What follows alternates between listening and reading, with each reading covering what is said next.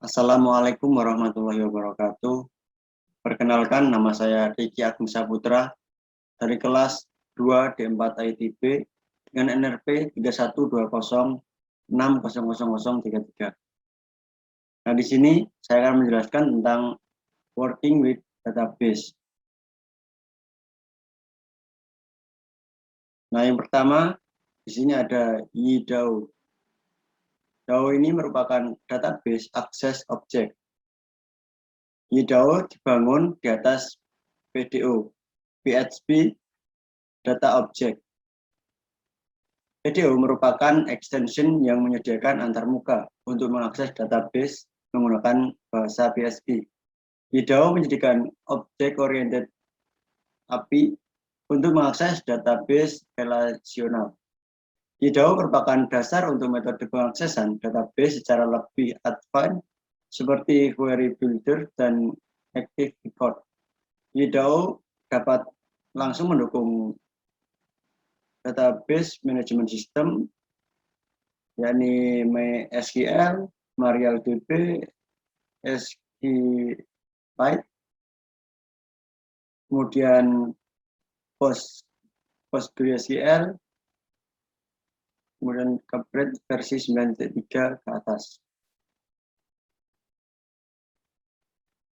Nah, selanjutnya kita masuk pada koneksi ke database. Untuk dapat mengakses ke database, kita harus terhubung ke database tersebut dengan cara membuat instance dari YDB connection. Akses ke database seringkali dilakukan dari beberapa tempat berbeda. Koneksi database akan lebih tepat jika dikonfigurasikan pada aplikasi komponen. Seperti pada script di atas ini, komponen DB host. Konfigurasi di atas merupakan contoh koneksi ke database MySQL. Untuk database lain, pastikan nilai dari properti DSN atau destination diisi dengan nilai yang sesuai dengan database server yang digunakan. Sebagai contoh, nilai properti destination untuk database PostgreSQL adalah PGSQL host localhost port, lanjut DB name dan mengisikan namanya. Nah, untuk pengaksesannya bisa kita lihat di buka kode editor.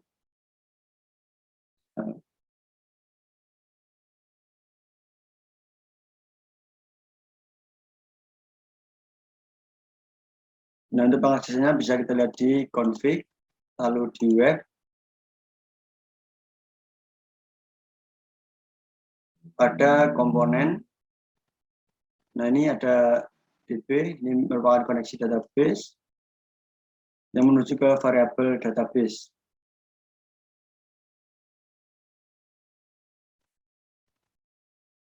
Yang mana DB ini akan require ke database. Nah, ini database ini. Ini DB name-nya basic, username, password, dan varset.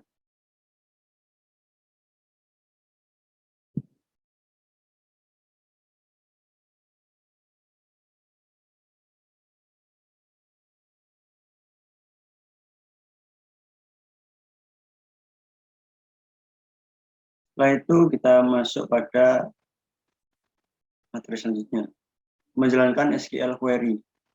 Nah, untuk menjalankan SQL query, pemanggilan fungsi create, comment, dan memasukkan SQL query sebagai parameternya, kemudian panggil salah satu dari beberapa metode eksekusi yang tersedia.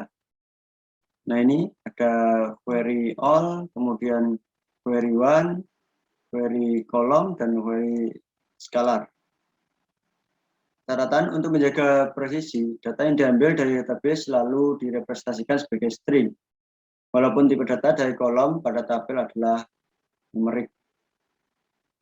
Langsung saja kita buka pada kode editor. Kemudian kita untuk mencobanya, kita bisa buat file baru pada controller. Nah, kita buat file baru bernama testdb controller. Ini kita buat kodenya seperti ini, kurung PHP, lalu namespace app controller, use y web controller. Selanjutnya kelas ini sesuai dengan nama ini, testdb controller yang extend ke controller. Kemudian functionnya kita buat function action read, dimana db ini y dua app dan db. Terus db create command select from. Nah, ini merupakan tabel pada database saya. Kita coba lihat ke tabel database.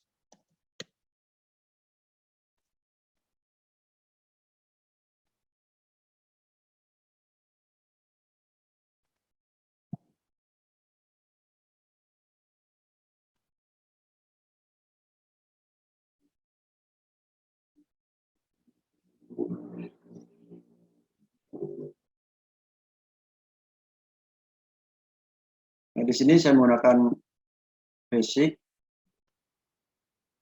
Kita buka dulu basic.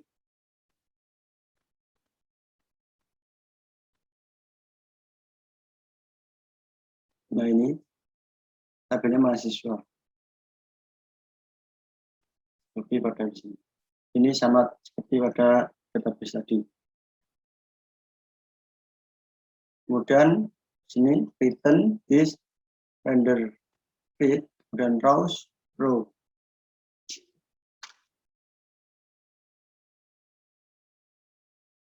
Setelah ini kita coba membuat di views, kemudian kita buat folder bernama testdb, kemudian yang isinya ini file read. Ini kita buat H1 dan hasil query, kurung PHP, dan lalu print dari rows.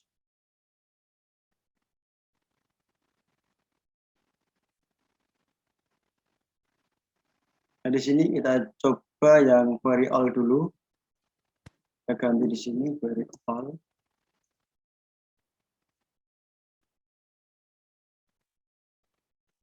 Kita coba pada aplikasi kita, pada testdb, kemudian read. Nah, kita coba dulu. Nah, ini hasilnya. Setelah kita coba, ini akan menghasilkan seluruh query akan ditampilkan. Nah, selanjutnya kita coba ganti.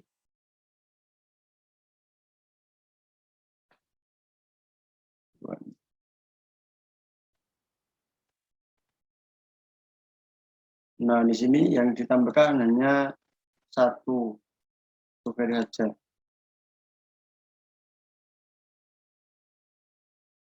Kemudian kita masuk. Nah, untuk query kolom ini digunakan untuk memanggil kolom yang pertama, dan query scalar ini digunakan untuk menghitung jumlah kolom yang ada pada tabel tersebut. Itu. Nah, selanjutnya kita masuk pada binding parameter.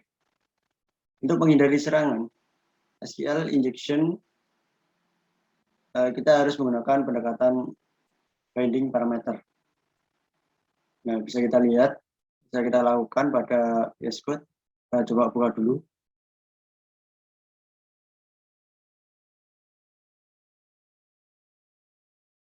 Nah, ini pada kode testdb controller kita tambahkan use y web request, melakukan request. Kemudian ini untuk rows-nya kita ganti from Asia where bernama, kemudian request get name, kemudian query one.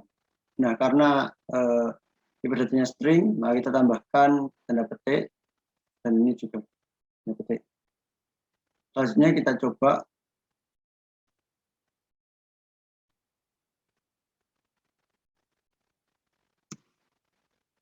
Nah, setelah kita coba, hasilnya akan sama seperti tadi. Dan kalau kita hilangkan namanya, kita coba. Nah, maka hasilnya akan kosong.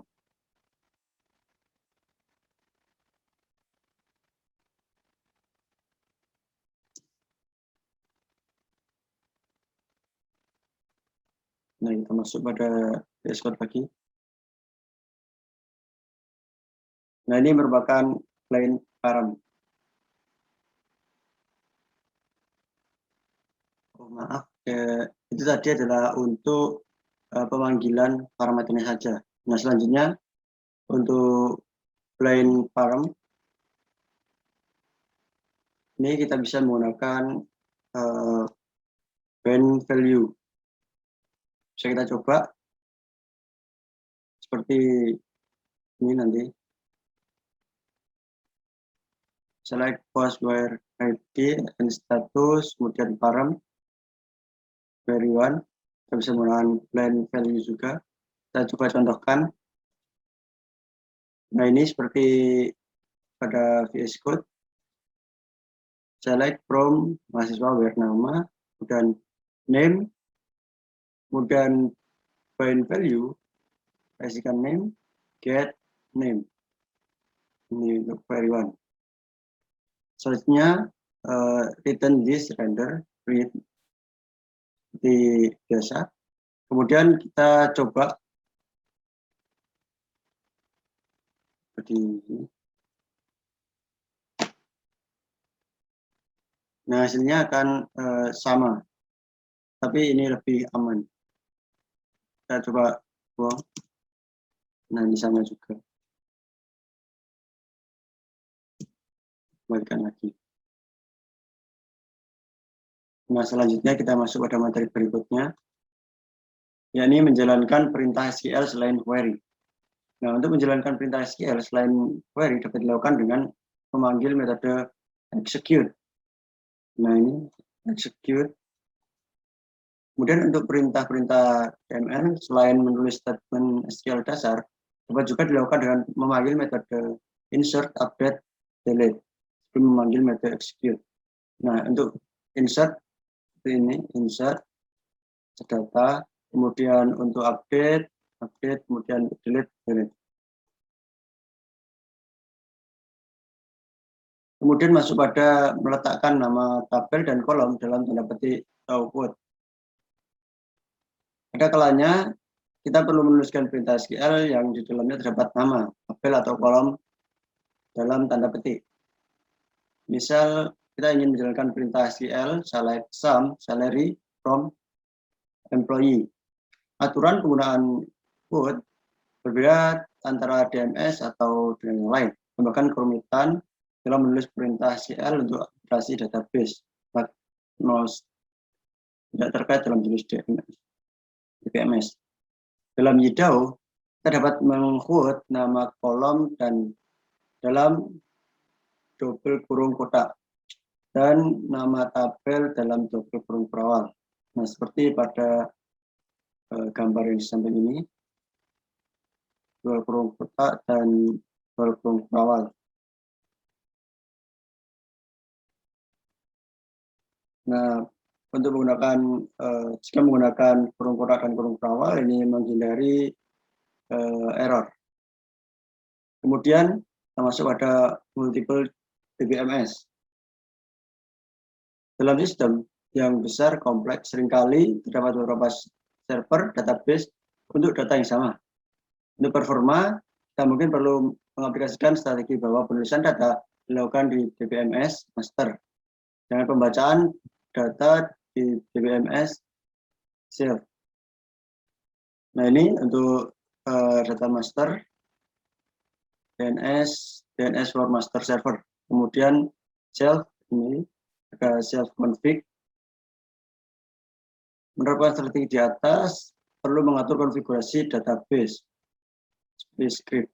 Nah, kemudian dengan konfigurasi seperti script di samping, setiap pengguna metode execute akan dianggap sebagai perintah write dan melakukan pada DBMS. Kemudian sedangkan penggunaan metode query XYZ dan akan dianggap sebagai perintah read dan dilakukan pada DBMS self. Selanjutnya kita masuk pada bekerja dengan database skema. YIDAO menyediakan metode lengkap untuk memanipulasi objek-objek di dalam database, seperti create tabel, rename tabel, drop tabel. Nah, create tabel ini untuk membuat sebuah tabel, rename untuk mengganti nama sebuah tabel, dan drop tabel untuk remove tabel. Kemudian ada add column, rename, dan lain-lain di sini. Ada banyak. Ada drop column key, kemudian create index, dan lain-lain. Kita masuk pada query builder. Query builder dibangun di atas YIDAO. Dengan query builder, kemungkinan Anda untuk membentuk statement SQL secara agnostik.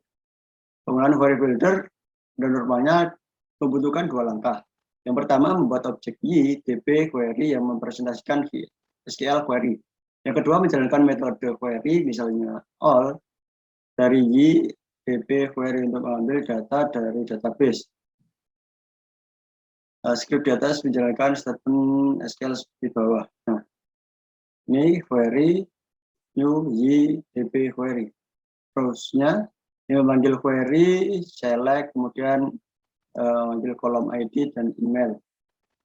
From, ini memanggil user, kemudian untuk memfilternya menggunakan where, last name dengan nama Jono, kemudian limitnya 10 dan all.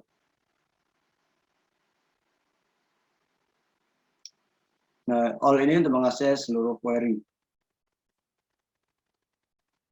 Kemudian kita masuk pada materi select. Metode select digunakan untuk memilih kolom, misalnya query select, ID, email seperti tadi. Seringkali kita menambahkan nama tabel di depan nama kolom yang dipilih. Seperti melakukannya query select, kemudian user.id, kemudian user.email. Nah, ini digunakan jika kita memilih banyak tabel. Bisa menggunakan user.id, dan user.email. Nah, kita juga dapat menambahkan alias kolom, ID as ID user, kemudian menggunakan fungsi dalam database, concat, kemudian menggunakan metode and select. Nah, kita lanjut. Ada from. Metode from digunakan untuk menentukan tabel di mana query akan dilakukan. Query from user, melakukan user. Anda juga dapat menjalankan SQL query pada lebih dari satu tabel, contohnya user, kemudian post. Ini pada tabel user dan tabel post. Untuk menggunakan tabel alias dapat dilakukan dengan cara user U, kemudian post B. Nah, kita juga dapat menggunakan subquery pada from. Contohnya new query, select, dan ID from user. Nah, where untuk memfilternya where status 1. Kemudian kita masuk pada where. Metode where digunakan untuk menuliskan kondisi dari SQL query, misalnya query where status dengan 1. Kemudian dengan menggunakan band parameter, kita juga bisa menggunakan band parameter. Query where status, kemudian status, kemudian $status. Nah, ada note di sini, jangan memasukkan variabel di dalam where secara langsung karena akan rentan diserang dengan SQL injection. Ini yang harus dihindari, yaitu query where status, $status. Nah, kita juga dapat menuliskan beberapa kondisi di dalam where, query where status 10, tipenya 0, ID 4815. Kita juga bisa menggunakan subquery pada where. Nah, kita lanjut pada materi anywhere dan orwhere. Metode anywhere dan onwhere digunakan untuk menambahkan kondisi di dalam sebuah query. Misalnya $status 10, kemudian short y, query where status, status, query anywhere like little short. Kalau di atas akan menggenerate query seperti yang ada pada modul ini. Kemudian filter where. Ketika kita membuat kondisi pada where yang melibatkan masukan dari user, biasanya kita ingin mengabaikan jika nilainya kosong. Nah, misal pencarian berdasarkan username dan email, namun akan mengabaikan kondisi jika username atau email kosong dapat ditulis dengan query filter where username, kemudian username, email. Nah, keluar email kosong sedangkan username ada nilainya, maka query yang akan di generate adalah where username dan kedua username.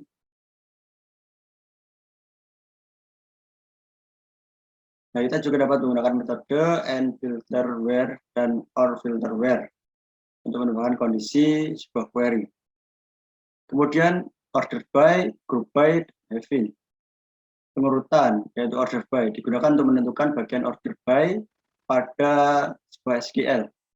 Nah, contohnya query, kemudian order by, ID, short, extending, nama short, extending.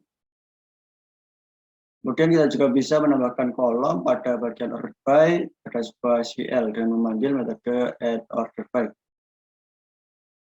Pengelompokan group by digunakan untuk menentukan bagian group by pada sebuah SQL.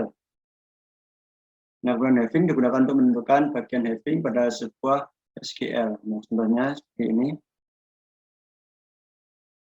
Nah, kemudian kita masuk pada materi limit dan offset. Limit dan offset digunakan untuk menentukan bagian limit dan offset dari sebuah SQL. Contohnya query limit 10, set 20. Untuk DBMS yang tidak mendukung limit dan offset, misalnya MSS SQL, kemudian query build akan menggenerate statement SQL yang mengemulasikan fungsi limit atau offset. Nah, selanjutnya kita masuk pada query method. Nah, pada query method, all ini untuk menjalankan semua baris, kemudian one untuk mereturn hanya baris pertama, dan ada kolom, scalar, exist, count. Nah, selanjutnya kita masuk pada batch query. Ketika melakukan query pada tabel yang berisikan banyak data, memanggil metode ydb query all bukanlah pilihan yang tepat, karena hal ini akan menggunakan memori yang sangat besar. Batch query pada y akan memanfaatkan data kursor untuk mengambil data per bagian. Seperti pada gambar di samping ini. Query from item, storage, query batch 10 as $i, kemudian $item. Nah, echo batch, kemudian $i, batch, $item as item, echo item name. Kemudian forage query, kemudian as user. Nah, secara default, batch query akan mengambil 100 data untuk setiap literasi. Kita dapat mengubahnya dengan mengisikan nilai ukuran sebagai parameter. Pertama kita memanggil metode batch. Nah, di sini seperti contoh ini kita memanggil nilai mengambil 10 data untuk setiap literasi. Nah, demikian untuk materi working database pada part yang pertama. Untuk selanjutnya akan saya jelaskan pada part yang kedua. Terima kasih. Mohon maaf jika ada salah kata. Wassalamualaikum warahmatullahi wabarakatuh.